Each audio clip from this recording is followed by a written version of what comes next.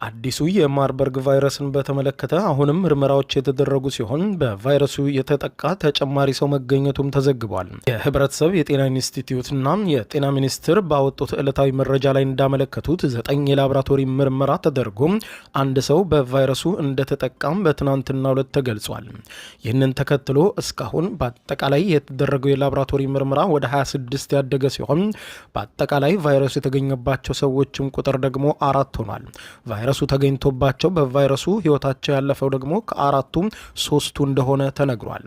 አሁንም የጤና ሚኒስቴርና የህብረተሰብ ጤና ኢንስቲትዩት ህብረተሰቡ ጥንቃቄ እንዲያደርጉ ጥያቄ ያቀረበ ሲሆን ከዚህም ጋር በተገናኘ የስልክ መስመሮችን አስቀምጧል። በ8335 ወይም በ952 ነጻ የስልክ መስመር በጉዳዩ ዙሪያ መረጃ እንዲሰጥም የጤና ተቋማቱ ጥሪ አቀርበዋል።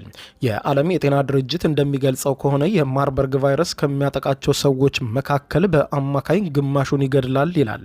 ቀደም ሲል በተከሰቱ የበሽታው ወረርሽኞች ከተያዙት መካከል ከ24 እስከ 88 በመቶ የሚሆኑት ታካሚዎችን እንደገደለ የሚያመለክተው የዓለም የጤና ድርጅት መረጃ ቫይረሱ ለመጀመሪያ ጊዜ የታወቀው በአውሮፓውያኑ 1967 በጀርመን ማርበርግና ፍራንክፈርት ከተሞች እንደሆነ ሲሆን በሰርቢያ ቤልግሬድም ተከስቶ እንደነበረ ተመልክቷል።